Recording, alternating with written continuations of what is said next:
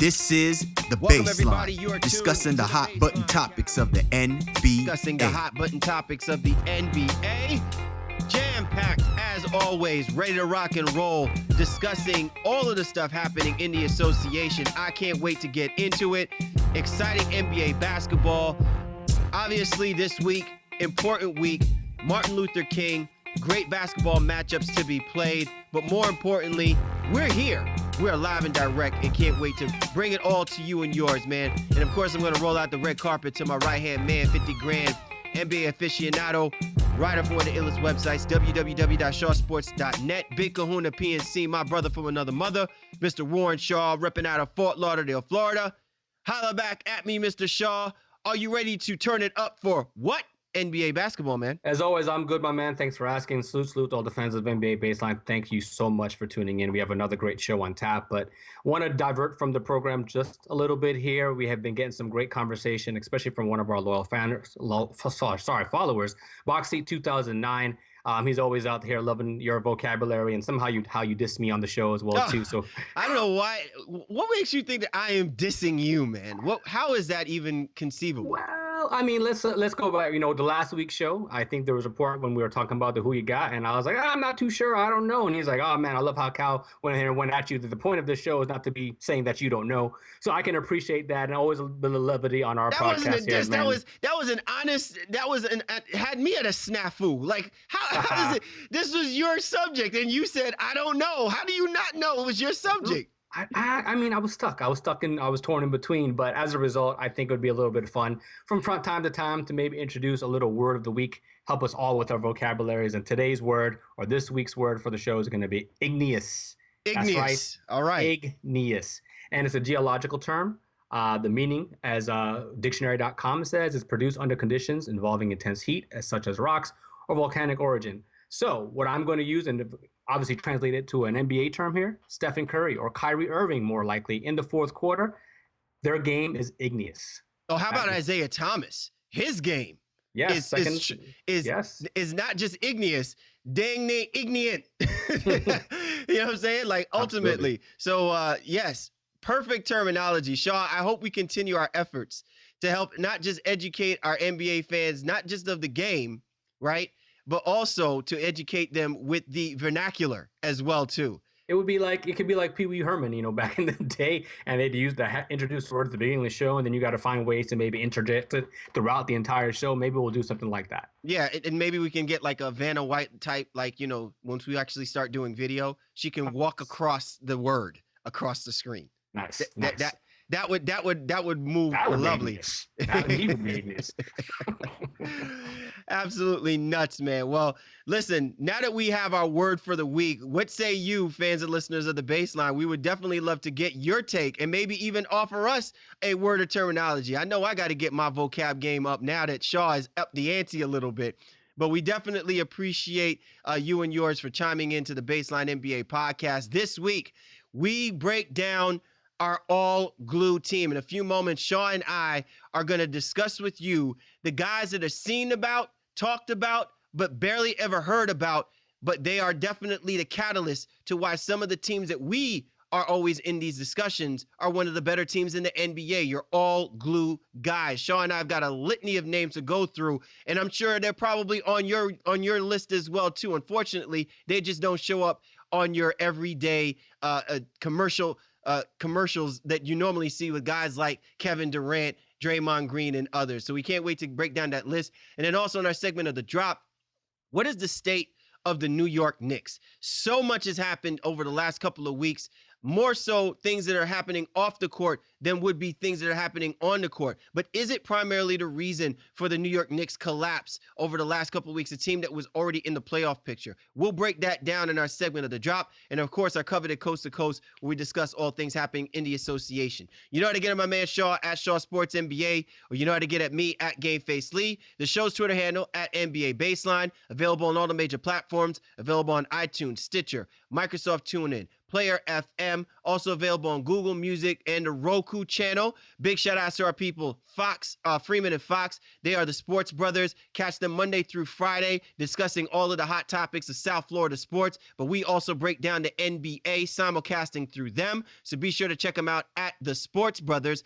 Also, big shout outs to 16 Wins a Ring, the new website that breaks down and goes into the heart of everything you need to know regarding the NBA. Shout out to our man Adam Joseph and those boys putting together a great site. The Baseline NBA podcast linked up with the 16 Wins a Ring podcast network. So be sure to check us out, and be also sure to check out all of the other great podcasts so you get your fill for everything you need to know happening in the association. You know how we like to roll, and you know how we do. It's time now for the breakdown. Time to break it I down. put you down, put the bone gristle.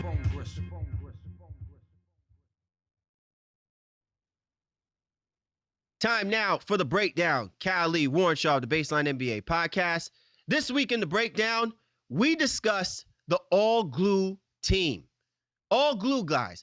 Look, I know most people, when they hear this terminology, all glue, their mindset is thinking Elmer's, crazy glue. You know, the type of products that you use to keep your chair, your real raggedy broken chair from crumpling underneath you, especially when you've got that big uncle that refuses to eat Weight Watchers and so he can sit at the dinner table and actually eat with the rest of the family properly, because you got to always use that glue. You got to use that crazy glue, that Elmer's glue, whatever kind of glue you got to use, that Gorilla Tape, whatever it is, to piece that chair together so that he can always sit on that seat. But you want it to be like a reminder. You got to get it right. You got to get it together. And usually when you look at NBA basketball teams, that's what it takes. That while we talk about the perfections of teams like the Cleveland Cavaliers and the Golden State Warriors, there are certain players that are not always in the limelight that keeps that team together, whether it be the scrappy plays that they do on the court or the things that they tell each of their teammates during critical crunch time on the basketball court. Those are the glue guys. Those are the guys that Shaw and I feel deserve as much love and respect and deserve to be talked about equally to the superstars that we hail and worship under the NBA gods. Shaw, I know you feel the same way that I do. We used to be those type of guys. We always appreciate those guys that scrap, that fight, that do the little things necessary to help put their team in a winning position. Yeah, I think, like you said, I think we've had conversation about this maybe a couple of years ago, and I write a lot about these types of players. And when I get to do my interviews with some of the different websites that I've written for, I love to interview glue guys and kind of those lesser known players in the NBA, or the guys that don't always get the same respect that maybe they should, but their teammates know what it is, and people who follow the game know exactly how much they contribute. And I always feel like our podcast is kind of a little bit like that too. You know, we're the glue guys of the NBA podcasting community. You come to us, you maybe not everyone is knowing everything about the baseline, but they should. And I think we're getting there, and I think we're starting to get the recognition that we deserve. And I think this is a great opportunity to bring some parallel between those, what we do, and what these guys are doing on the court. Definitely. And so let's get right into it, Shaw. When I think of glue guys, I think of, the same way that we acknowledge the NBA All-Star teams, the same way that we acknowledge the NBA All-First team and second team and defensive first team and defensive second teams, I feel like, and you feel is the same way as well too, we both basically feel that this is the best way for us to acknowledge what we consider as the all glue guys team. Now, let's keep in mind too, that when we talk about these guys, not everything is completely predicated by the numbers, although a strong argument in the direction of how we look at these guys and what they contribute to the basketball teams, numbers can help prove this as fact, that their contributions do help teams like the Toronto Raptors and teams like the Memphis Grizzlies and the Minnesota Timberwolves. So it's not always completely predicated on whether or not you're a successful basketball team or you're a playoff contending basketball team. Sometimes you could be a part of a losing basketball team, and yet that guy's play, while it's not something that's always on the radar, is still indicative of being considered as what we considered the all glue guy team. So let's get right into it, Shaw. The Baseline's all glue guy team for 2017. At the point guard position, we have first team, Avery Bradley from the Boston Celtics. Shaw, why do you think Avery Bradley should be considered as our all glue guy first team? It's funny because this is probably the last year that we'll be able to talk about him in this mold, because I think he's reaching a status now where he's starting to get all-star consideration and things of that nature. But a guy came in the league and has really worked on his craft on all measures possible. 18-7 this year, and 7 in terms of rebounds. This is a guy who I had an opportunity to recently interview as well too. So shameless plug, check out an article on B-Ball Breakdown with Avery Bradley. But this guy has been just doing everything he possibly can to stay on the basketball floor and get minutes and help his teams on both sides. His offense has definitely caught up to his defense, but he is a tenacious and feared defender in the NBA, where guys don't want to be going against him. They don't want to put the ball down in front of him because they might get ripped. And he's a guy who can block shots. He can hit the three-point shooter. He can hit the floater. He can create for his teammates as well too. And he's immense to what the Boston Celtics have been able to do over the last couple seasons. I've been one of the hardest critics of Avery Bradley, and I've also been the proponent of saying that Avery Bradley should have been traded, a few years ago at this particular point. I think, in my opinion, at times I've often felt that the height of Avery Bradley's game had peaked maybe 1 or 2 years ago. And especially when the Boston Celtics went and they picked up Marcus Smart in the draft a few seasons ago, that this should have been the telltale that the Celtics should figure out a way to start moving Avery Bradley on to another basketball team. Now, with that being said, I am not saying that Avery Bradley is a bad basketball player. I'm definitely not saying that Avery Bradley cannot be better than. But what I've seen this year from Avery Bradley, I didn't think was conceivable given the way Danny Ainge and Brad Stevens have pretty much put this team together. I thought that because the idea was that the Celtics are going to actually throw money out in free agency to get 1 or 2 guys, that this was possibly going to be the position, the 2-guard position, in which they would need to improve and throw money out to get a marquee player to help facilitate what they've already built up at this particular point. But kudos to Avery Bradley, Shaw, because not only has Avery Bradley gone back to the Avery Bradley that made his name, that kind of stake his claim, so to speak, being that great two-way defender that we were talking about pre-Paul George, pre-Kawhi Leonard, and the way that the two-way players should be, but he has also improved his output efficiency, which thereby has made the Boston Celtics backcourt one of the lethal backcourts in the NBA. You couple that with what you're seeing right now from Isaiah Thomas, and it's now a reason for us to start questioning, should Marcus Smart be the odd man out for the Boston Celtics?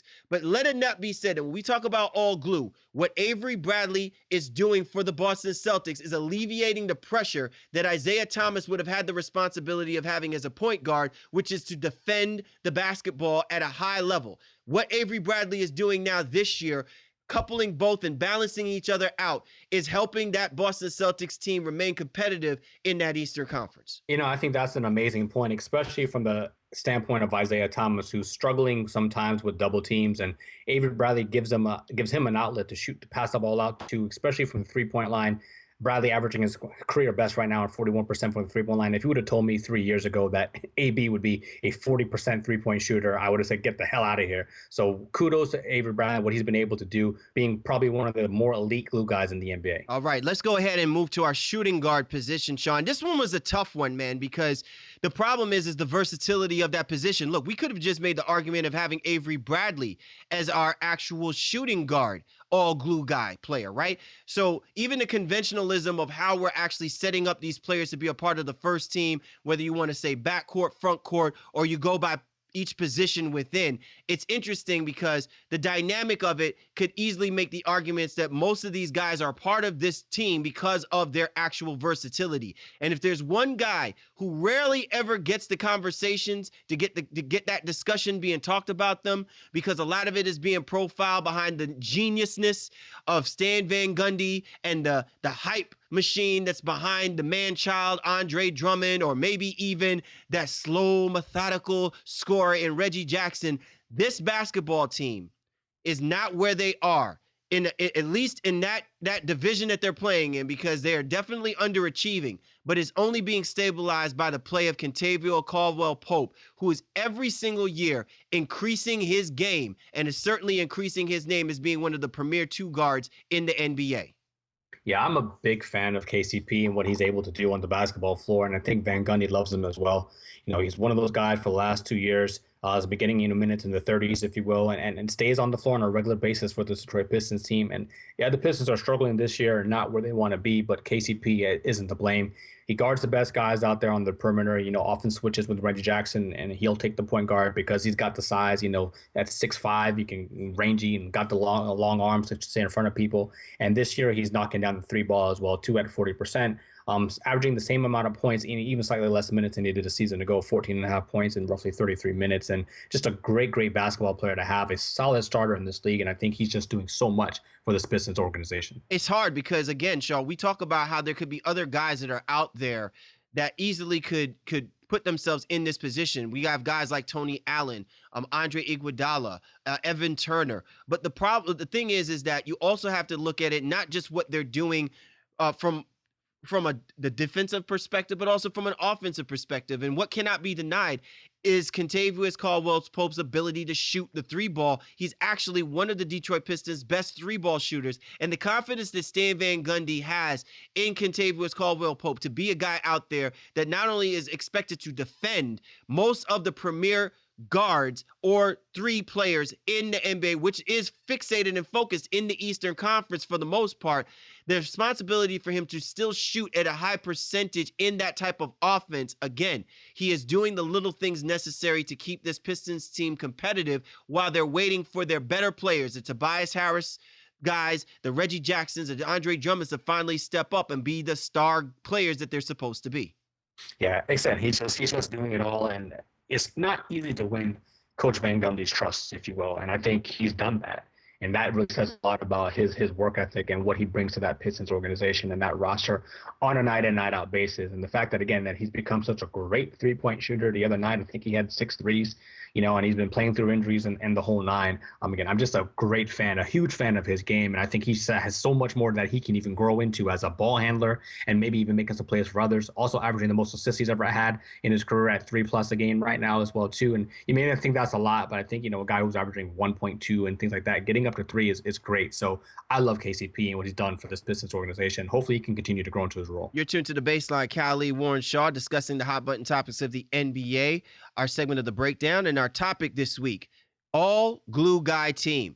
Which are the guys out there that are keeping their respective basketball teams together? Great topic this week that we have on slate for you guys. So definitely keep us on lock with that. So let's go ahead and keep it moving, Shaw. As far as in that backcourt / front court like position, I think it's hard pressed for us to not put this dude in there. Bossman99 on his Instagram. That's Jay Crowder for the Boston Celtics. And look, we can have a discussion about how that Boston Celtics basketball team is basically full of glue guys. There was a time that we could have even put Isaiah Thomas as a possible glue guy if he didn't shoot up like a star boy in the NBA as being one of the premier point guards. But Jay Crowder, he showed it to us when he came out of Dallas, and the Boston Celtics did not waste any time bringing him on here. And this guy, in many respects, could be considered an MVP-like kind of guy each and every single year, because without him, the Boston Celtics would not nearly be as defensively aggressive and physical in their front court play, something that's always been lacking with this basketball team, if not for the play of Jay Crowder. Yeah, it's funny you say it in a way that you do, because I think a couple seasons ago, people were saying, was Crowder the Celtics all-star? Like he was bordering all-star selection, if you will, just because of what he was doing on both sides of the basketball. And he's a really intense dude, man. I mean, maybe even a little bit oversensitive at times. I know there was some conversation that he had with one of the Celtics fans on Twitter when Gordon Hayward was introduced, and the Boston Celtics fans kind of clapped it up, and he took it as a sign of disrespect. That chippiness, that level of just irritance he has on about him makes him as good as he is. And again, even going back to what we were talking about a little bit earlier with Avery Bradley, he says that this roster is full of guys with chips on their shoulder, Isaiah Thomas included, if you will. And Crowder fits that mold. He's gritty, he's gutty, he gets in there, he's gonna irritate you, he's gonna be physical with you. But another guy who can shoot the three ball, can score, not afraid to take the open jump shot. Again, 43% from the 3-point line this year, 48% from the floor in general. Shoots pretty well from the free throw line at 88%, more than pretty well. And a guy who just doesn't hurt you in any way, shape, or form. Look, my biggest problem, and I like that chippiness from Jay Crowder. I want that chippiness to be there. Unfortunately, at times, the chippiness in which Jay Crowder's anger and where his aggressions tend to come from, at times, I don't want to say becomes misplaced. I think it's unfortunate because if you're a Boston Celtics fan, you're worried about getting the glamorous free agent, bringing in the glamorous dude. And I'm not saying that Gordon Hayward is glamorous like, Hollywood starlight, starbright. It's just that he fits that quote unquote mold of what we think of as the quintessential prototypical Boston Celtics player. And it's sometimes, to me, that's kind of like putting the cart before the horse.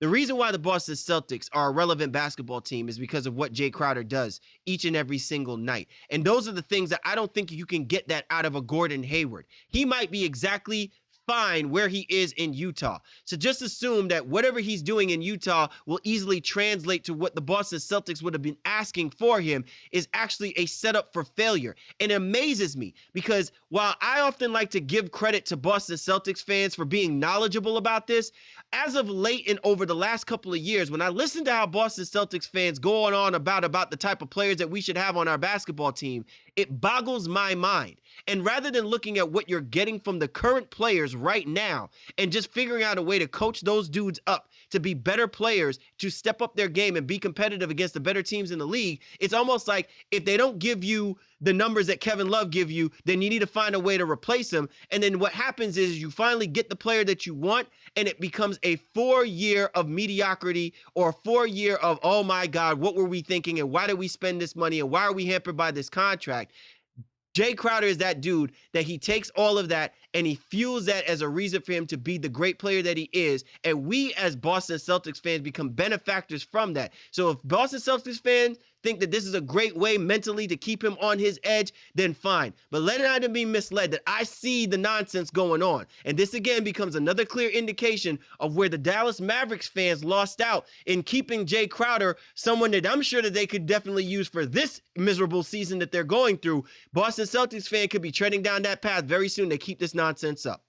Well, and that was unfortunate because I think part of the conversation he even had on Twitter was more or less, I think the fan said something to the fact, this is Boston, you learn to love it or leave it. And he said, I have no problem leaving it in his reply. And I don't think it's going to affect what he does while he's a member of the Boston Celtics community and on that team. But I definitely feels like he wants to be appreciated for what he's done because he's grown. He's grown into his role as a player and he's grown into his role as an elite. And again, I say this with strong verbiage, an elite glue guy. And I think guys like, Shane Battier has come out and said that, Jay Crowder is an amazing player. And all the guys that we're talking about are players that I think they can go into any system and really be successful. And if there's nobody that should be speaking more about glue guys, Shane Battier. Shane Battier is like the Mount Rushmore of glue.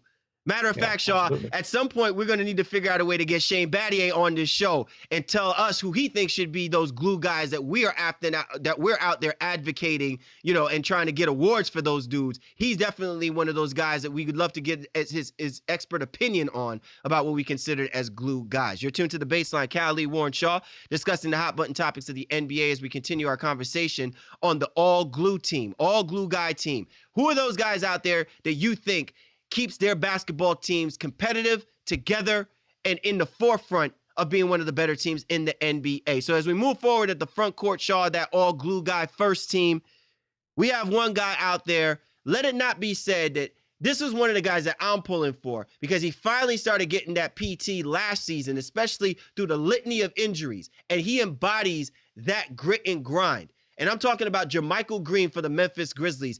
This is a guy, Shaw, I don't know whether that you had him on your radar, but he's definitely been on my radar. He is the reason why Zach Randolph is doing what he is doing with the minutes that's given to him at the point that he is at his career, because finally the Memphis Grizzlies realize that what this guy brings to the table allows that grit and grind embodiment to still move forward. It does, man. And again, he's 9 and 7 a game. That's like quintessential glue guy numbers, if you will. And again, another guy who's out there who can shoot the three ball effectively and playing in that pace and space system that so many teams are going to has allowed Fizdale to change his lineup and for Memphis to continue to compete in a regular way, if you will, in this NBA that continues to change. As you said, Zach Randolph now going to the bench and feasting off the second unit guys, while Jermichael Green kind of takes some of the brunt of some of the first unit guys guys when he comes into that starting lineup. Getting 30 minutes a game right now for this Grizzlies team. Again, just love what he's able to do, I think, for Memphis, and playing alongside Marc Gasol, who's also stretched his game out to be a shooter. I think having those two guys in the starting lineup has really been effective and has played a positive difference for Memphis this season. Definitely, man. So let's go ahead and talk about the final guy who makes our all glue guy first team. And this is someone, I'm going to put this on Brooklyn. I'm originally from Brooklyn.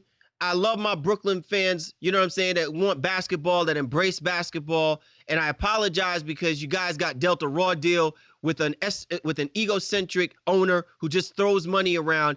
And then when finally you got someone that evaluates talent and says, we want this guy to help be one of the building blocks, and then you decide to get rid of that building block because of a hope and a prayer, thinking you're going to get some old veteran guys to come in and make that one year run to get a championship. You give up the farm for him. Now he's out in Portland, and he's basically doing the little things that keep this Portland Trailblazer team afloat in the Western Conference. I'm talking about Mason Plumlee. This is a guy that everybody and their grandma seems to want to keep mistaking him for his brother Miles Plumlee. And I think they got another Plumlee that's playing in the NBA as well too. But let it not be misled. Mason Plumlee can be that dude, and he has been that dude for Terry Stotts' boys for the Portland Trailblazers, Shaw.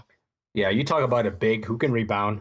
He's going to score around the rim, athletic as all hell. But really, I think his asset to that team is his ability to pass out of that 5 spot. So he can do lots of pick and pop in terms of, pick and pop, but dribble handoffs with Damian Lillard and CJ McCollum, where he's, making out there and making plays, and he can handle the ball as well too. So if they give it to him from the outside, he's looking to drive and dish at times, and he's big enough and strong enough and athletic enough to finish over if he gets ahead of his team as well too. So I think for him being one of the major parts of this roster that plays plus minutes, especially at 28 minutes a game, averaging 11, 7, and 4, and that 4 being assists, I think he's just so important to Portland's overall winning. Although they are struggling and trying to get into that 8 seed right now as we record the show, they wouldn't be anywhere as close as they were without Mason Plumlee at the 5. Yeah, it's amazing to me that the Portland Trailblazers have come this far.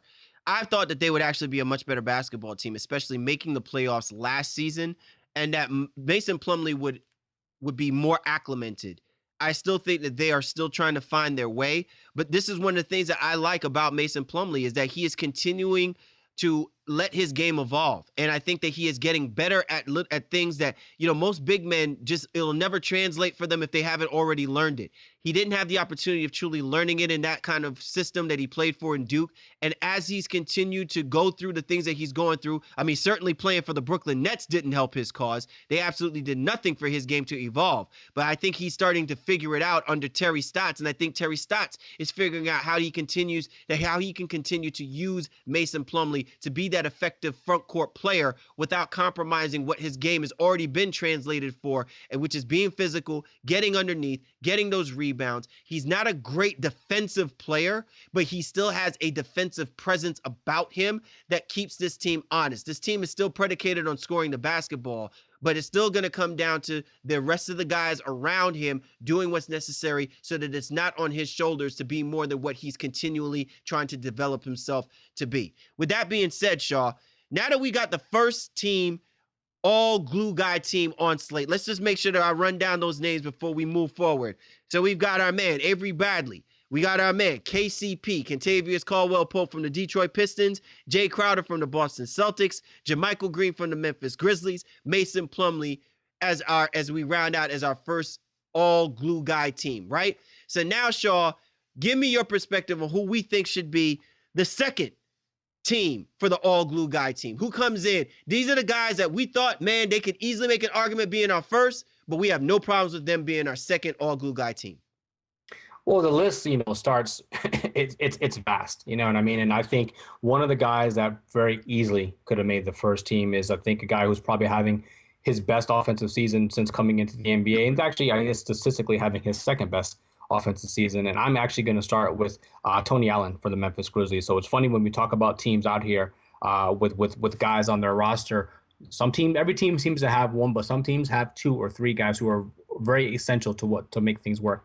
But Tony Allen for me, and I think, in our off-air conversation, somebody you were definitely fighting for and really convinced me, if you will, to understand, okay, how good he's really been, especially offensively this year, because we all know he's first team all defense, but right now we have him as second team all glue. And I love what he's been able to do, for this Memphis roster, and how Fizdale has been able to use him and trust him offensively, because again, he's been elite as a defender for a very, very long time.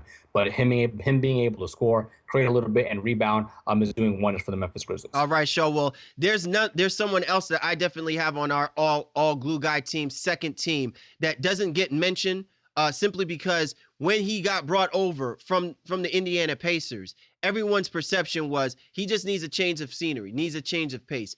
But George Hill has always been that guy. It's just a question of, will what he does make a difference for the basketball teams that he plays for?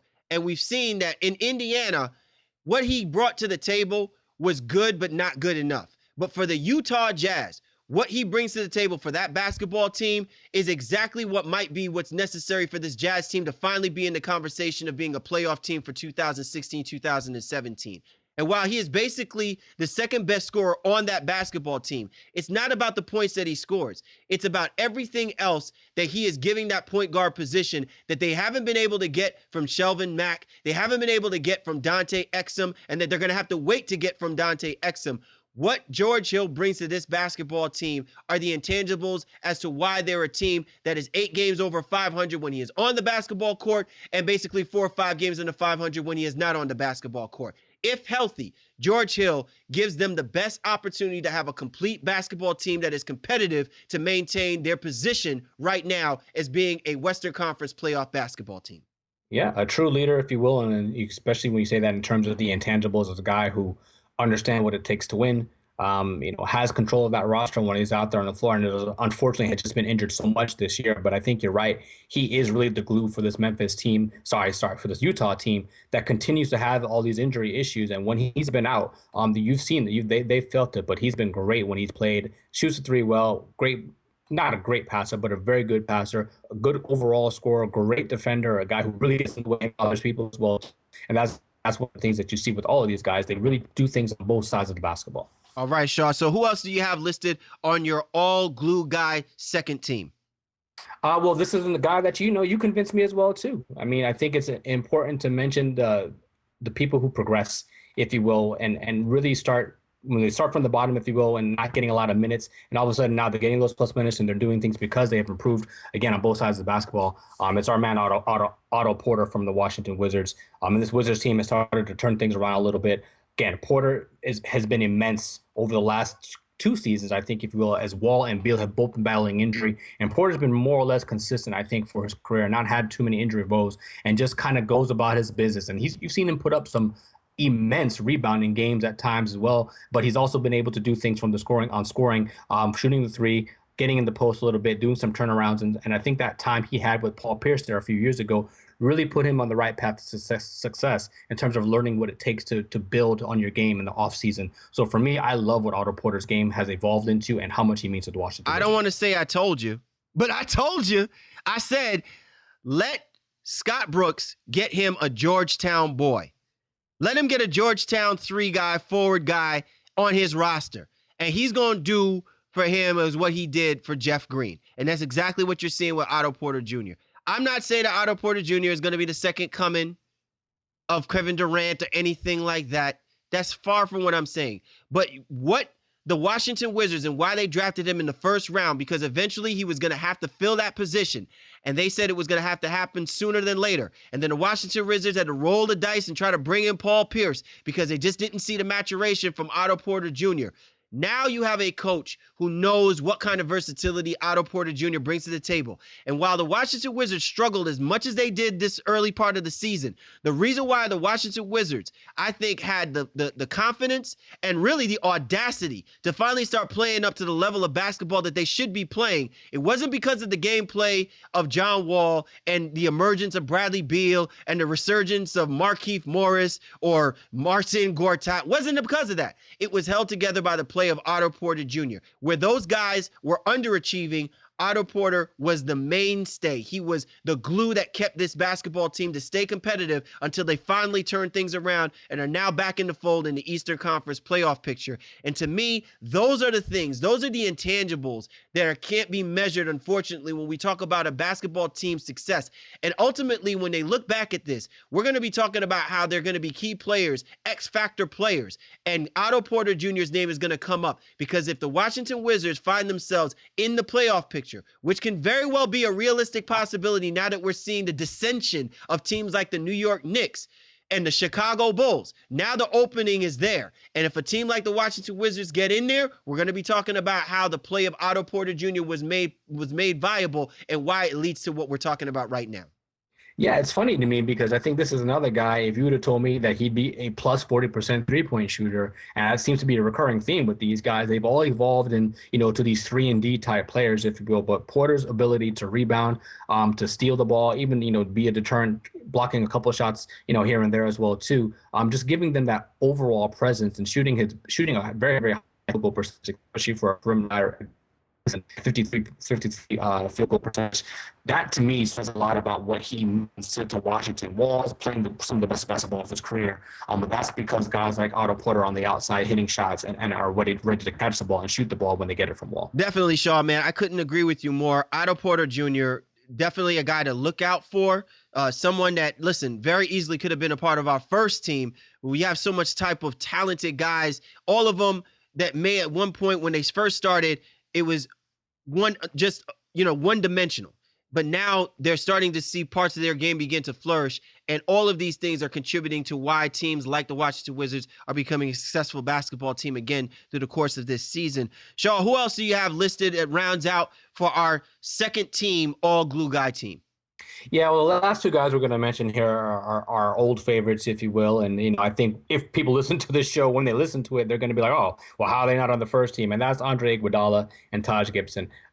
We bumped Iguodala down a little bit because he's now statistically, he really is that kind of that hockey assist type player right now where he's doing all the things that really don't get noticed and, setting the pass for the assist, if you will, setting some screens, and he's out there in crunch time and helping defend and all those things now. But statistically, those numbers aren't really in his favor. And Taj Gibson is just one of those dudes who always hustling. I think another guy who could fit into anybody's scheme, rebounds, scores the basketball, plays hard-nosed defense, seems to have a nightly dunk where he posterizes somebody as well too. Those two guys are amazing basketball players and again would be helpful for anybody, but they made our second team all glue. Yeah, man. And look, it's kind of funny how a person's career can come full circle.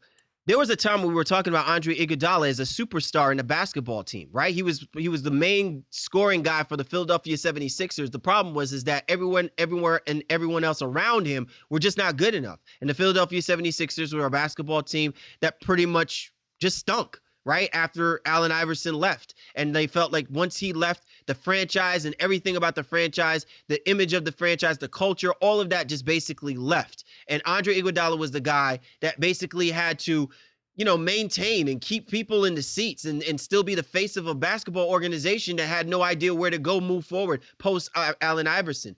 So he finally decides to go and sign up with a basketball team, and he goes and signs up with the Golden State Warriors. And he becomes the base, the foundation, while the young guns start to evolve to become that face. And he takes a step back. He just wants to be a part of a winning franchise, a winning organization, a team that wants to be competitive and help to win championships. And now he's rounded himself out to being that guy that his numbers will never translate to what he used to do some 10 years ago.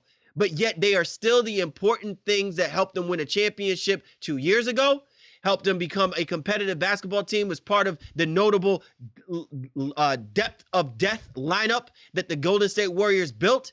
And again, he continues to be that guy that when certain players are not playing up to task, that the numbers don't say it, but the gameplay and the eye test shows it. Andre Iguodala, always that dude. And we've been talking about this with Taj Gibson as well too, Shaw, that while he just doesn't seem to translate to being a starter in the NBA, that when he finally gets his opportunity, when he finally gets a chance to not have to be playing in this muckery of front court clog that always seems to happen with the Chicago Bulls, he always seems to separate himself as being that best guy out there for the Chicago Bulls front court. And he's been proving it yet again, even at a time where all of the craziness that's happening with this basketball team, he goes out and he puts his hard hat on and he continues to be what the Chicago Bulls need at that front court, especially for a time when this organization has no identity about what their front court really needs to be moving forward.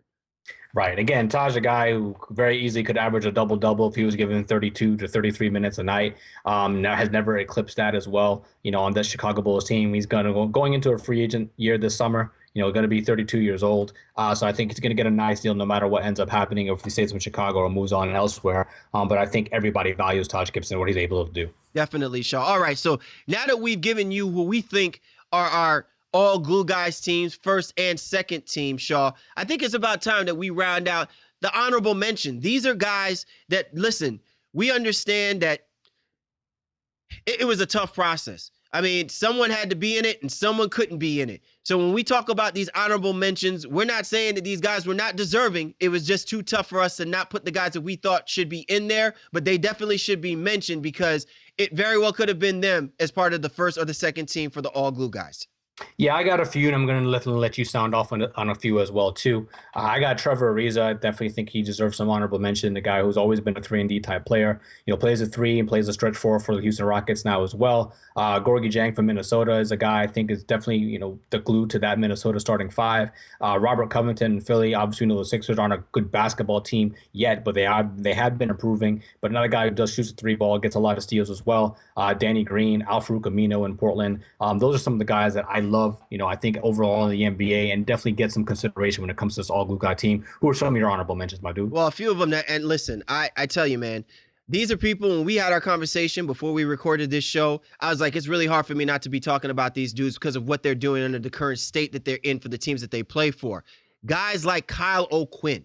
I mean, Kyle O'Quinn, man, given the craziness that's happened, given the fact that he is coming underneath the pressure of what's been happening with Joakim Noah and his lackluster play this far this season with the amount of money that he's been getting from the New York Knicks, he is really their best physical front court player that they have out there. And while this basketball team is absolutely stinking up the joint, his name is always being mentioned, but it's always more for the positive things that he's given these Knicks fan base and the Knicks basketball team to stay competitive in some of the games that they're playing. Other guys that I love throwing out there. How about Malcolm Brogdon, the Prez from out of the Milwaukee Bucks? The Milwaukee Bucks were going to possibly be a basketball team that would actually be in contention had not Chris Middleton gone down to injury. Then we had almost basically forgotten this basketball team. But ultimately, what they needed and what they're getting from him and his play has been tantamount to why we're talking about them as being one of the more exciting basketball teams. Straight out of Virginia, not even a hint or a mention about what this guy can do. And to your point, Shaw, you brought up this is an excellent point. If not what we're seeing from the process, Joel Embiid, you can make the argument that Malcolm Brogdon could actually be a Rookie of the Year frontrunner for this upcoming season, given what he's been contributing for the Milwaukee Bucks. And when Chris Middleton does come back, he now catapults himself as an important scorer coming off the bench, which is definitely going to help this Milwaukee Bucks team should they maintain themselves in being in playoff contention in the Eastern Conference. Yeah, I don't think it's a question. If it wasn't for Embiid, I think Brogdon would be the Rookie of the Year. I mean, at least right now. We still have some ways to go for some of these guys to potentially catch up. And I love that selection for him as a glue guy. I think, again, it's nice to mention him in honorable mention. We just need to see if he can do it for a little bit more time than he has been. It is his rookie year, as we just alluded to. So definitely kudos to him and what he's been able to do for the Milwaukee Bucks. And before we get out of this segment, definitely want to shout out the couple guys who listened on Twitter and gave their votes for some of these glue guy selection. Scott D. McLeod, he Raptors guy. He wanted to acknowledge Patrick Patterson as a new guy. Yeah. P-Pat. Listen, I got love. Thank you for so much for listening to the show. I will respectfully disagree about Patrick Patterson being that glue guy, but I put it like this, Shaw. Let it not be said that I did not want to give anyone a fair opportunity for them to state their reasons and state their case. But go ahead, man. Just go on ahead, man. I like I said, man, Yeah, P-Pat got a little bit of hate, I think, from our guy, Gary Washburn. on our Atlantic Division preview to begin the season too. So I think Pete Pat's an interesting selection, a guy who hasn't maybe always lived up to his skill set, if you will not say his reputation. But like I said, this is a guy who's a Raptors fan, so he's watching them on a regular basis. So he went with that selection. And shout out also to Times Newsroom in 12. Who selected Joe Ingles from the Utah Jazz as a good guy. Yeah, Joe Ingles, remember, he was leading the league in three-point percentage. I don't know if he still is. I haven't checked my stats. But definitely, a guy I think who's been vital to what Utah's been able to do, especially with all the injuries that's sustained with Hayward and Hood and Alec Burks and all those guys too. Ingles has always been ready to play. I think even a guy like Doc Rivers has said he laments letting him go from the LA Clippers. So nice selection there from those two gentlemen. Yeah, listen, I can't say no to Joe Ingles, so good selection, definitely good selection. I don't think he jumped out completely on our radar for all glue guy, but definitely both guys, you can put them into conversations, whether or not they would round out on the Baseline's all glue guy team. I think it would be hard pressed, but certainly should definitely not be forgotten. So big up to our listeners for chiming in and giving us some considerations and giving some names for consideration that we should definitely think about as we continue to move forward and we press on with the all glue guy team. You're tuned to The Baseline. Cal Lee, Warren Shaw, discussing the hot button topics of the NBA. And this was The Breakdown. Time now for The Drop. Cal Lee, Warren Shaw of the Baseline NBA podcast. This week on The Drop, what is the state of the New York Knicks basketball team? I don't know if we're talking about the New York Knicks or the New York Globetrotters. All I know is there's a whole lot of drama going on right now with the New York Knicks, and it's not good. This is a basketball team where if you look at the roster constructed, this should be a middle-of-the-pack playoff contending Eastern Conference basketball team. But as of late, Shaw, there's so much stuff that's been happening to this team that while it's more so of the things that we're discussing about the Knicks off the court, it has clearly affected what this team is doing on the basketball court as well. Yeah, I remember being asked in the beginning of the season, what is one of the storylines that I'm going to be most interested in following? Everyone wants, the Warriors and the Cavs and all those things. And I said that all those are great. I think we're going to know they're going to be good. But just what is this Knicks team going to be? Are they going to be a debacle, or are they going to be living up to some of the potential of their former years, if you will, especially with guys like Derrick Rose and Joakim Noah? And we're seeing a little bit of the latter, especially in recent weeks, where this team has definitely slid. The beginning of the year started off pretty well. But now we got the drama of Derrick Rose missing games and no call, no show. And yeah, he had a family emergency, but he doesn't inform his teammates or his team about what's happening there. Carmelo is very much in the news right now, something which we definitely need to get into in terms of would he waive his no trade clause to let this team move on from him and let KP be kind of the future of this roster. There's a report out now, unsubstantiated, but people are saying that he would potentially move his no if he could get moved to the Cleveland Cavaliers, what a damn shocker, or the LA Clippers, and go out west and play for Doc Rivers. I don't know if this is true, but the Knicks are struggling for sure, and this is definitely a topic worth talking about, man. Shaw, I want to go ahead and start talking about the Derrick Rose situation, because I really think that this is what's predicating now the unconfirmed or unsubstantiated proclamations that Carmelo Anthony might be willing to remove his no trade clause if he goes to one of those two basketball teams.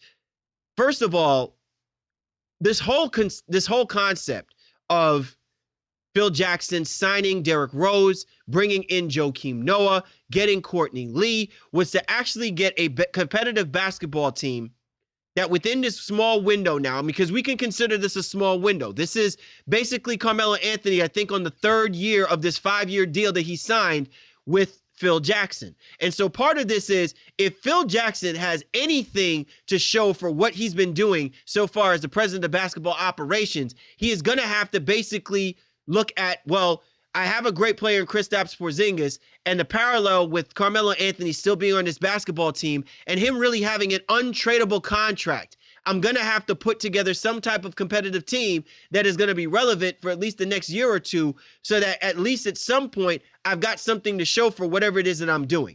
So he goes ahead and rolls the dice, and he brings a guy like Derrick Rose, someone who I thought would play with a better chip on his shoulder. Now, I'm not saying that Derrick Rose has not been playing well this year. He's actually been one of the brighter spots for the New York Knicks. Carmelo Anthony's gameplay is something that you probably want to scrutinize and question, because he's certainly not playing up to the level of someone who, even though he's quote unquote past the prime of his career, should still be one of the more better offensive scorers,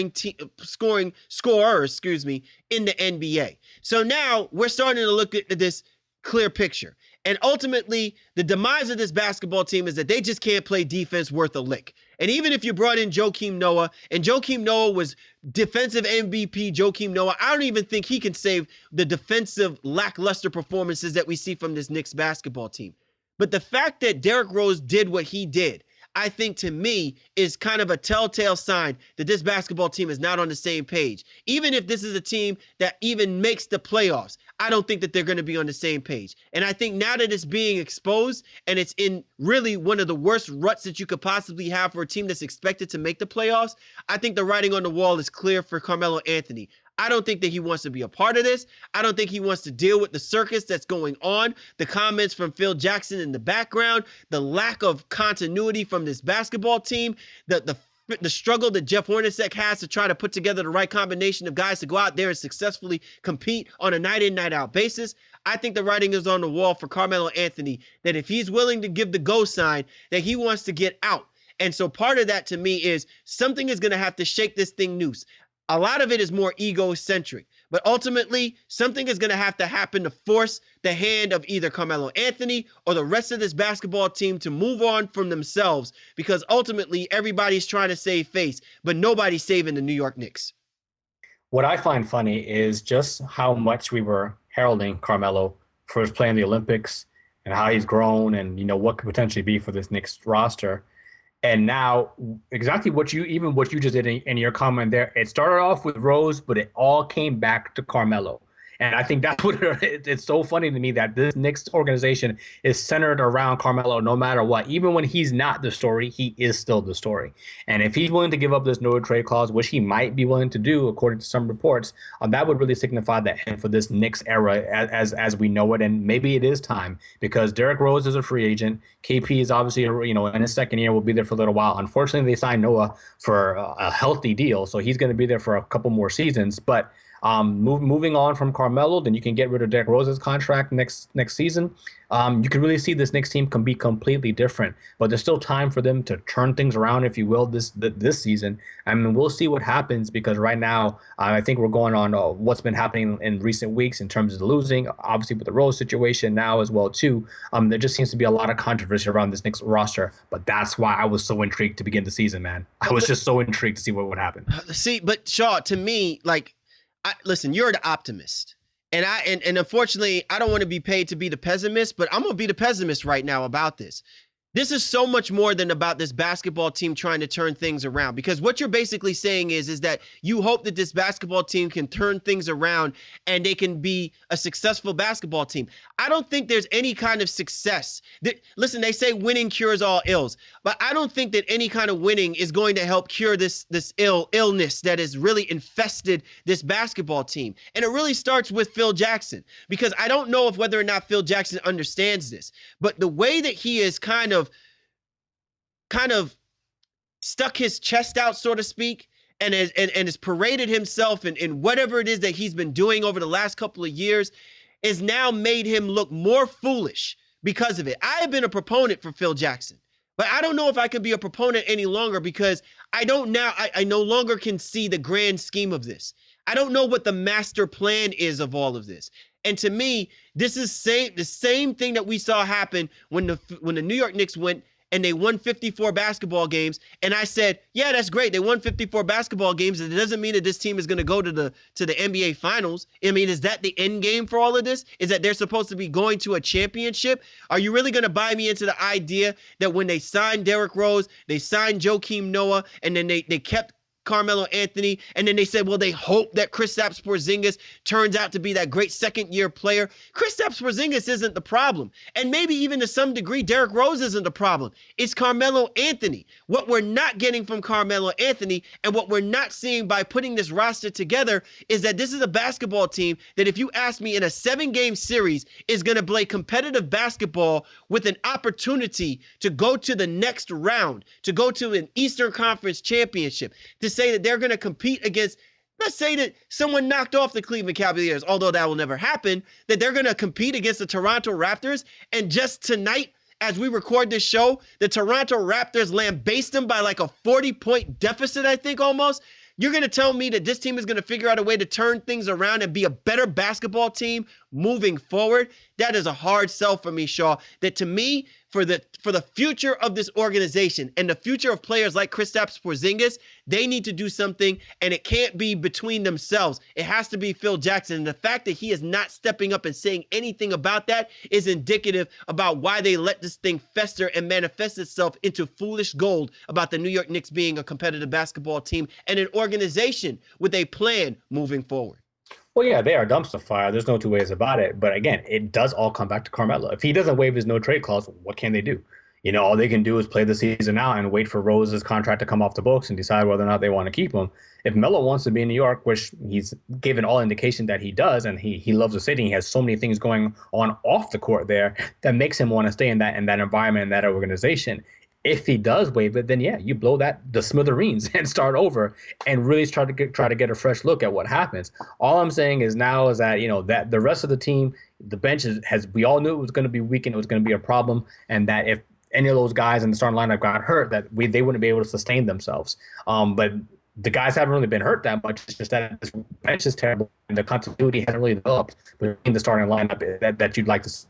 Dribbles the ball out of the ball at times. Carmelo still doesn't look for Kristaps Porzingis when he needs to. Porzingis, I still think, is trying to fit his role and trying to become an elite player in the league, but can't with guys like Rose and Melo kind of in the way, if you will. So a lot is happening in New York, but nothing else can really move forward until Carmelo makes a true decision, and that may not come until after the season. So if they got to play it out, they got to play it out. And that, to me, is, I think, is what's unfortunate, but also intriguing about this next team. Yeah, man, it's going to be very, very, very interesting to see what happens to this basketball team as we move forward. Look, they're only 5 games under 500, but I just think from a long-term perspective, this is a scarred basketball team.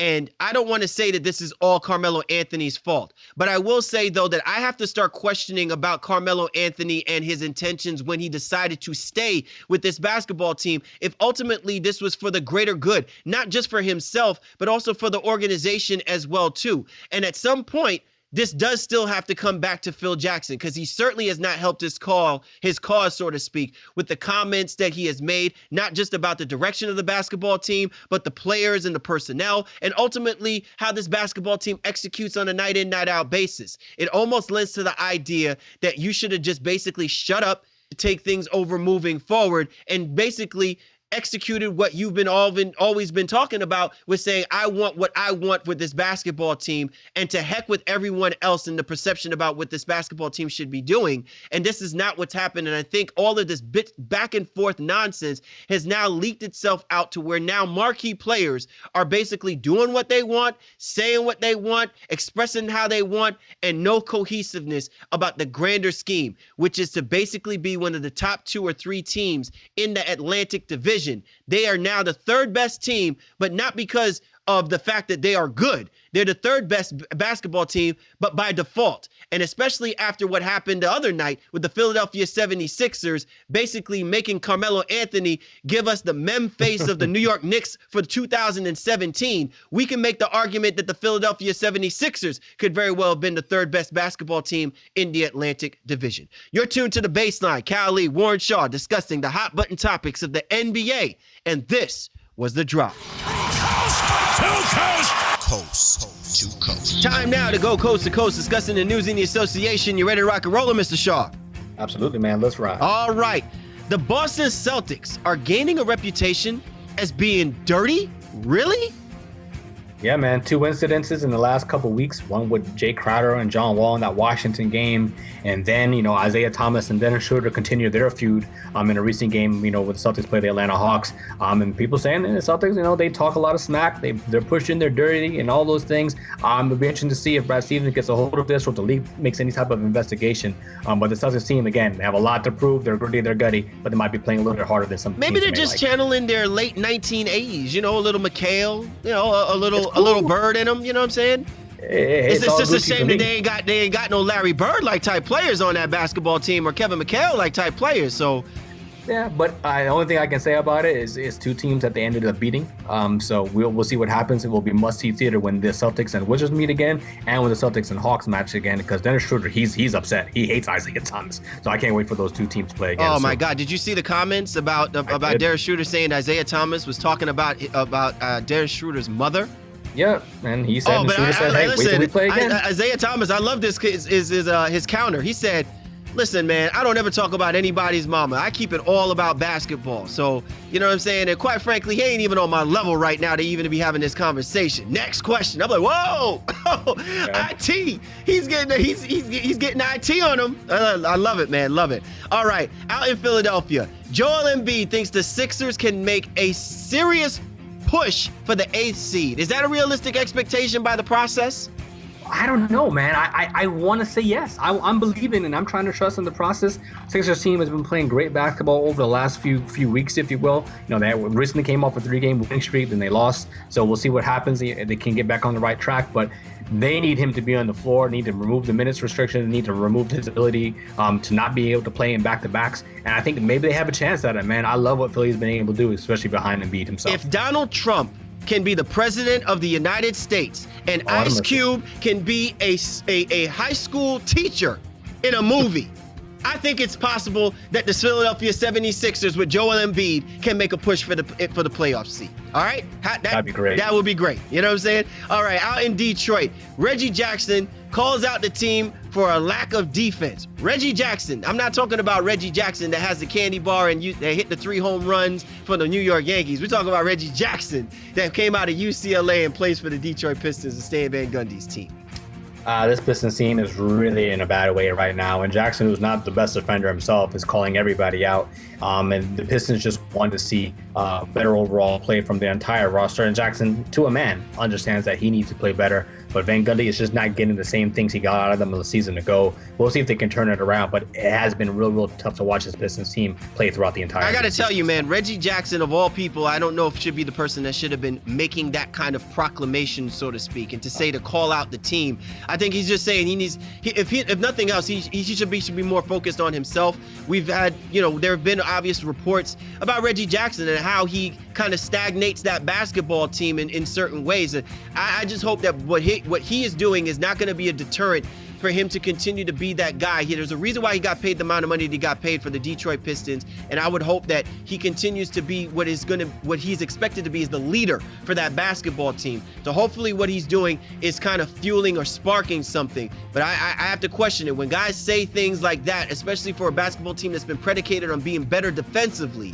That there's a lack of defense, and he plays a position that is expected to play that kind of defense, that he definitely is also putting himself on blast, on notice, that he's got to step up and be better than that. Anthony Bennett, former first-round draft pick, now is definitely one of the first-round busts, has finally been waived, and he's decided to take his talents to Turkey. Yeah, I think it's official. I mean, if it wasn't before, Anthony Bennett, as nice as a guy as he is, he's worked hard, he's tried to make it the NBA, but he's officially a bust, man, and it's a wrap for him. I don't know that we'll see him back in the NBA anytime soon. Hopefully he has a great career overseas, and maybe he makes it back and, comes to the end of a bench on some NBA team at some point. But yeah, man, it's unfortunate. And the Brooklyn Nets, I mean, if you can't stay with the Brooklyn Nets basketball team, man, I don't know. That Brooklyn Nets team, and if the Brooklyn Nets can't even send you to the D League, essentially, to go out and work out whatever the problems are, I don't know what to tell you, man. This is just not for you. I mean, but if guys like Justin Hamilton are beating you out, and no disrespect to Justin Hamilton, but if he has a bigger role to play in Brooklyn than you do, then you really have to evaluate your basketball career. So again, I have nothing against the dude. I think he's it's so bad that Anthony Bennett can't even make Hamilton the musical. Can he? He can't. I mean, he can't get past Justin Hamilton. And can't even get on Hamilton the musical. I mean, ultimately, you know. And listen, I hope he does something in the National League, because listen, man, there are a lot of great players that are former NBA players that are playing in the International League that is definitely going to make it competitive for him. You know, so. You know, maybe where he he's can go over there and become like the Stephen Marbury of Turkey. Go over there and just ball out and have statues erected in his name, if you will. Hopefully. Yeah, and then hopefully I'll begin to see his basketball sneaker in Kmart stores as well too. Finally, Shaw, Adam Silver. Adam Silver says he is going to take a hard look at how the league can improve upon speeding up the last 2 minutes of basketball games. You mean that we'll have no more Hacker Howard, Hacker Jordan? No Hacker Drummond? Well, the hacks may still take place, but in terms of what they do, in terms of how many timeouts teams get, in the reviews that they take a long time. He's looking at all ways to make the game speed up and be a little bit faster. We've seen all kinds of things happen since Adam Silver has taken over as commissioner for the NBA, and by and large, I think this is being well received by reporters, being well received by players as well too. So we'll see what happens with the competition committee, where they'll also have some meetings over All-Star break, and then probably make a ruling at some time over the summer if they find a way that's feasible to shorten these games in the last couple minutes. Well, listen, I'm always a proponent of the NBA doing what's necessary to improve the product and improve the brand. And listen, the last 2 minutes of basketball games always lead to exciting basketball games, albeit if you're playing against the Cleveland Cavaliers or maybe the Golden State Warriors, maybe those last 2 minutes might not mean a damn if you're down by 25 or 30 plus something points. Or maybe if you're the Toronto Raptors and you're always playing the New York Knicks, that it will matter either. But I am a proponent of them doing what's necessary to helping to speed up the game, to allow the quality of the game to still be maintained, but allowing it to be a much faster pace, much more up tempo. That's what we like to see. That's why these guys translate from being in the college game to the NBA game. So hopefully that's what'll happen. It's not always predicated on the coaches and the strategy of, fouling every 4 or 5 seconds or whatever the case may be. If there's a way to reward the basketball teams for being good when they need to be good, and making it difficult for the basketball teams that are behind the mark, doing what's necessary to kind of over or upend that, I think it's always a great call. So hopefully Adam Silver will find a clever approach, and the committee as well too, the competition committee as well too, will figure out a way to make that happen moving forward. Awesome show once again, Shaw. Unbelievable stuff. Insight from yourself, man. Always got to roll out that red carpet, man. I don't know if there's an award show that should be done for podcasting when it comes to the analytics and discussions of the NBA game. But if definitely was one, you should be one of the nominees once again, my brother. As always, my dude, it's a pleasure. I thank you so much for that. You are the true scholar and gentleman as a host of this show, and we couldn't do it without our loyal listeners and fans. And I think, as they say in the business, this show was igneous, an amazing show to have, and I hope all of our fans enjoyed it as well, man. Well said, my brother, well said. So for the Baseline, Cal Lee, Warren Shaw, we appreciate you guys. You know we do, and we'll catch up with you next time.